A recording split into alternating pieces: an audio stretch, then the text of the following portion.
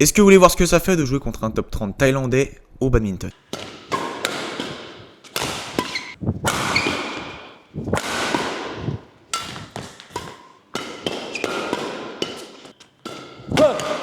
J'ai eu l'occasion de voir ça plusieurs fois et ça fait mal. Là, du coup, dans notre match, à ton avis, combien est-ce que je vais mettre de points si tu joues à 100%? น่าจะประมาณ10 แต้มครับถ้าวันนี้ผมเล่นเต็มที่ J'avais déjà fait un match contre Pat il y a de ça plusieurs mois, mais mes compétences ont augmenté, donc je pense que le match va être quand même différent. Enfin, j'espère. Là, on a commencé à s'échauffer et à tester les micros.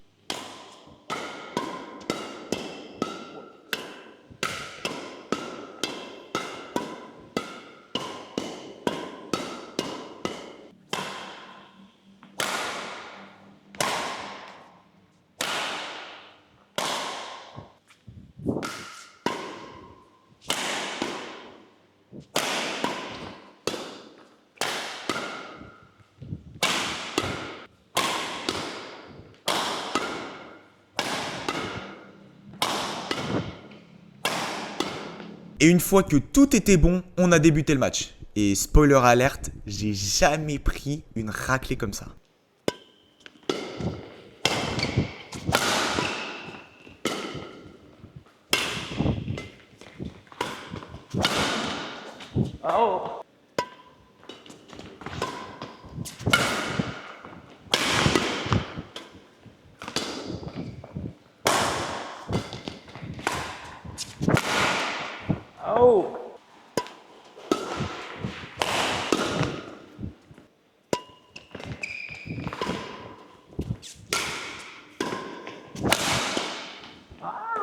Ce qui est compliqué quand tu affrontes un joueur comme ça, c'est que tout est parfait. Les smatchs, la défense, le drive. Et donc du coup, t'as pas vraiment de place pour être certain de mettre un point. T'as des adversaires où tu vois qu'ils sont pas très forts en drive, pas très forts en smash, donc tu peux lever. Pas très fort en défense, donc du coup tu peux mettre des points en attaquant. Mais là le truc c'est qu'il est excellent partout, donc va vraiment falloir essayer de construire les points et essayer de le surprendre pour pouvoir mettre toutes les chances de notre côté parce que c'est pas du tout acquis quoi.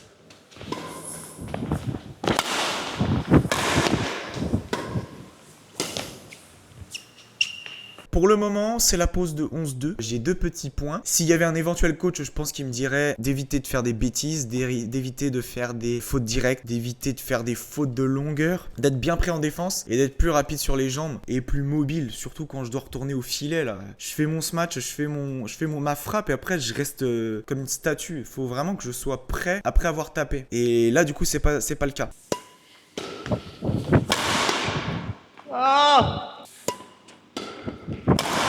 Quel con! Bon, visiblement, Jordan, il a compris. Il a pas sorti le volant, là, mais c'était un petit peu court quand même. Et vous avez vu la puissance du smash. Ça trace bien. C'est super puissant.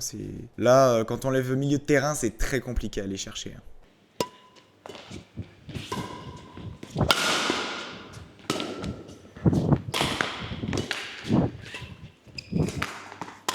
Allez.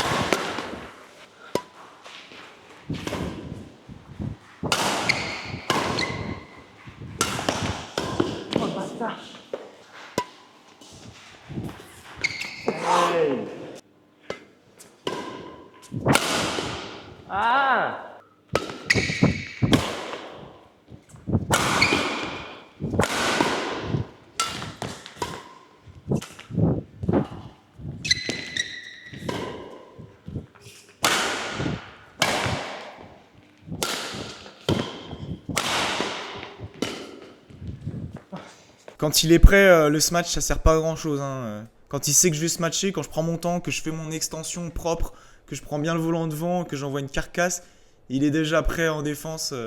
Donc vaut mieux le surprendre avec des gros sticks plutôt qu'avec des smatchs trop prévisibles. Sauf si je casse à la fin et que je fais un amorti.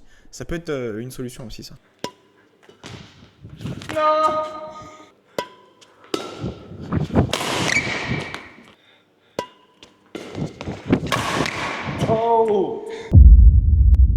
Est-ce que tu penses qu'on peut passer de débutant à joueur confirmé en 2 mois si on s'entraîne à fond ou si on fait les bonnes pratiques? ถ้าเวลา2 เดือนแล้วซ้อมทุกวันพัฒนาทุกวันก็พัฒนาขึ้นอย่างเห็นได้ชัดครับแต่อาจจะไม่ได้เท่ากับคนที่เล่นมาหลายปีครับ Selon toi, quels sont les 3 points élémentaires à travailler pour pouvoir devenir fort au badminton? ข้อแรกก็จะเป็นเรื่องสภาพร่างกายครับแล้วก็จะเป็นเรื่องทักษะสกิลแล้วก็ข้อที่3ก็จะเป็นสภาพจิตใจครับถ้ามี3สิ่งนี้และพัฒนาขึ้นเรื่อยๆก็จะทำให้เล่นดีได้ Dernière question, qu'est-ce que c'est ta plus grosse perf? แต่ก่อนเคยชนะคู่โอโมพีครับแต่ถ้าตอนนี้ก็คงไม่ว่าไหวกับน้องเขาตีดีขึ้นมาครับเป็นทีมชาติชุดปัจจุบัน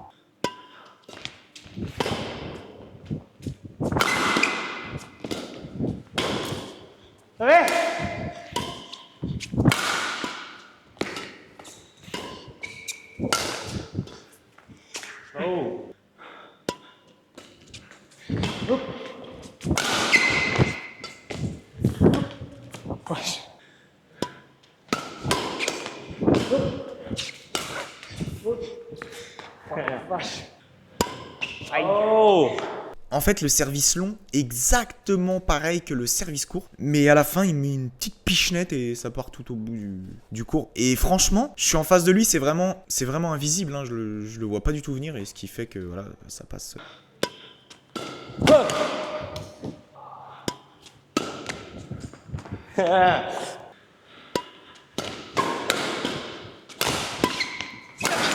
Aïe!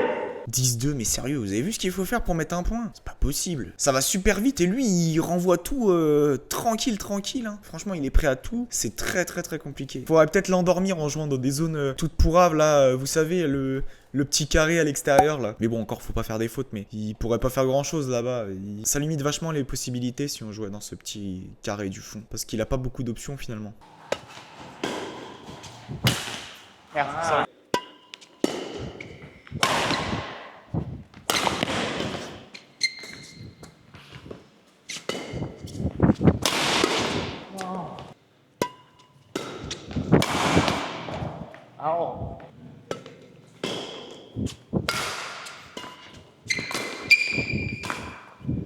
Allez. Ouais.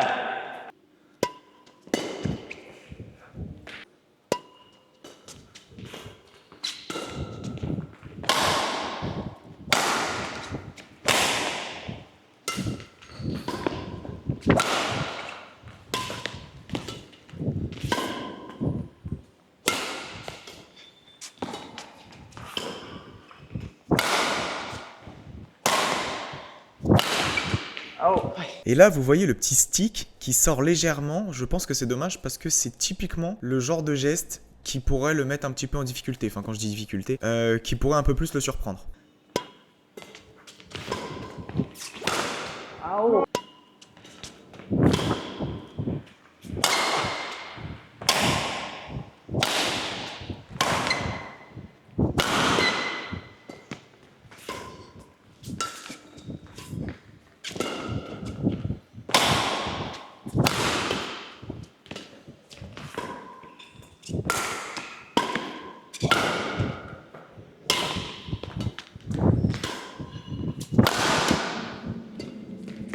Mon smash il est devenu trop académique, maintenant je me prépare, je saute, je smash, c'est à peu près tout le temps la même puissance.